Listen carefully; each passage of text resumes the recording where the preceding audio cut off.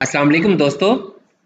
आज हम Microsoft Excel में पीएमटी का फार्मूला सीखेंगे कि पीएमटी का फार्मूला जो है वो किस तरीके से काम करता है।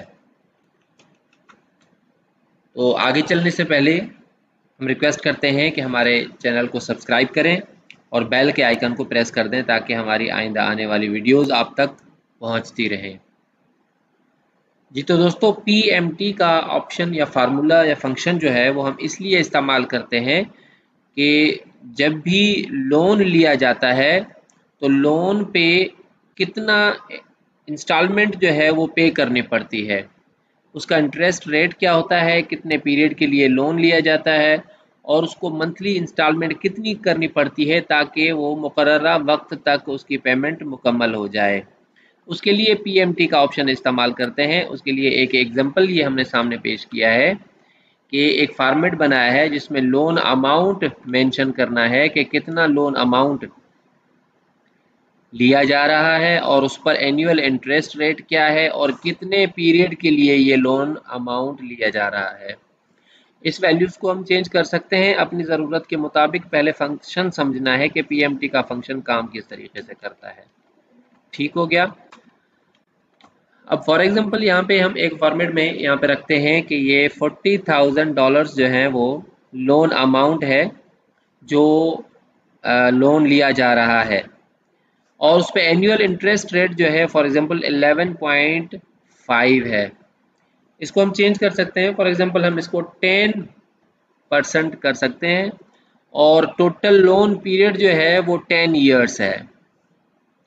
अब हम इसके लिए क्योंकि मंथली इंस्टॉलमेंट रिटर्न होती हैं तो हमने इसको 10 ईयर्स को इसके मंथ्स निकालने हैं। तो यहाँ पे हमने ये कैलकुलेट फार्मूला किया है, आप चेक कर सकते हैं कि ये कॉलम 3 के 8 जो है इसमें 10 जो लिखा हुआ है ईयर्स, इसको जब 12 से मल्टीप्लाई करेंगे तो ये 120 मंथ्स आ जाएंगे। इसी तरीके से क्योंकि मंथली हमने इंस्टॉलमेंट रिटर्न करनी होती हैं तो इसका जो रेट है वो भी मंथली हमने कैलकुलेट करना होता है और रेट इस वक्त अगर 10% है तो इसको जब डिवाइड करेंगे 12 से तो मंथली रेट आ जाएगा, ये मंथली इंटरेस्ट रेट जो है 0.83। जो भी अगर हम चेंज करेंगे इसको तो ये रेट भी चेंज हो जाएगा मंथली भी। अब हम आते हैं पीएमटी फार्मूले पे। पीएमटी फार्मूले के थ्री जो है ना वो बेसिक पार्ट्स होते हैं जिससे ये पीएमटी का फार्मूला कैलकुलेट होता है। कौन कौन से होते हैं? इक्वल साइन से स्टार्ट करते हैं। PMT bracket start. यहाँ पे देखिए ये पहले हमसे पूछ रहा है कि रेट मेंशन करें कि किस रेट पे ये इंस्टॉलमेंट या ईएमआई कैलकुलेट होगी। तो क्योंकि हमारे जो रिटर्न्स हैं वो मंथली रिटर्न्स हैं तो मंथली रेट वाला हम इसको मेंशन करेंगे जो कि है, उसको हम क्लिक करेंगे तो उसकी खुद ब खुद ये वैल्यू उठा लेगा G7 की वैल्यू। ठीक हो गया। कॉमा सेकंड पार्ट है पीएमटी का N period, number of periods, कि कितनी इंस्टॉलमेंट्स जो है वो होंगी, मंथली इंस्टॉलमेंट्स कितनी होंगी जो हमने रिटर्न करना है लोन। ये 120 इंस्टॉलमेंट्स हैं तो हमने इसको मेंशन करना है यहाँ पे G8 का सेल। देखें ये हाईलाइट हो गया रेड कलर से भी। फिर कॉमा लास्ट जो बेसिक इसमें पोर्शन है वो है पीवी, जो वैल्यू है एग्जैक्ट वैल्यू जो है वो इसमें मेंशन करनी है कि कितना लोन जो है वो लिया गया है, जिसको प्रिंसिपल वैल्यू कहते हैं और वो है 40,000 C6 वाले कॉलम में। ब्रैकेट जब क्लोज करेंगे तो ये हमारा फार्मूला जो बेसिक इसकी नीड्स हैं वो मुकम्मल हो गई हैं। इसके 3 पार्ट्स कवर हो गए।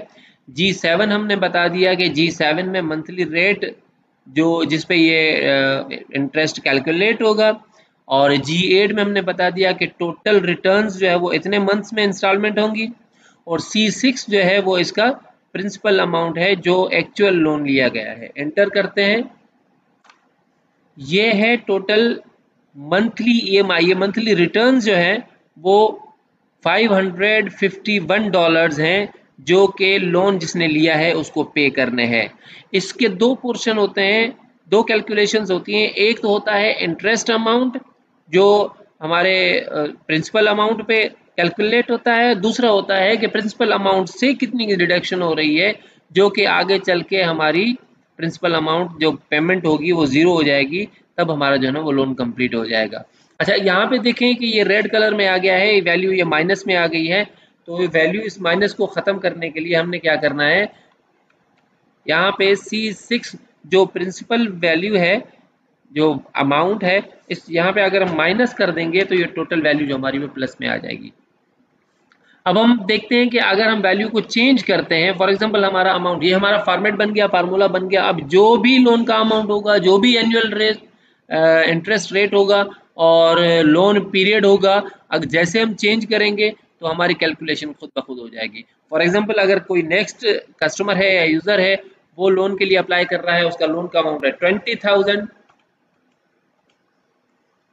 तो देखें ये, और इसी एनुअल इंटरेस्ट रेट पे ये चेंज भी हो सकता है। अगर 20,000 का जो है वो अमाउंट लोन का अमाउंट है और एनुअल इंटरेस्ट रेट 11% है, तो ये हमारा EMI आ गया है $275.50।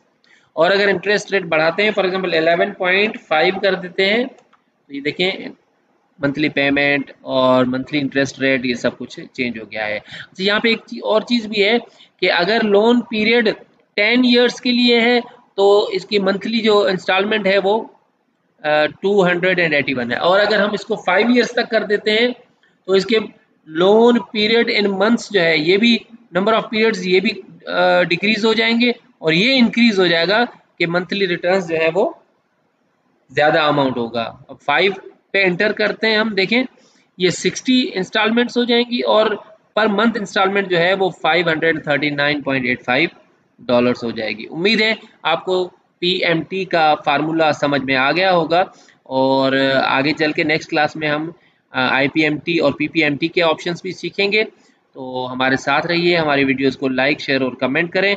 कोई भी क्वेश्चन है माइक्रोसॉफ्ट एक्सेल के हवाले से, कंप्यूटर के हवाले से और इस लेक्चर के हवाले से पर्टिकुलरली, तो हमें कमेंट में ज़रूर मेंशन करें, हम जल्द से जल्द रिप्लाई करने की कोशिश करेंगे।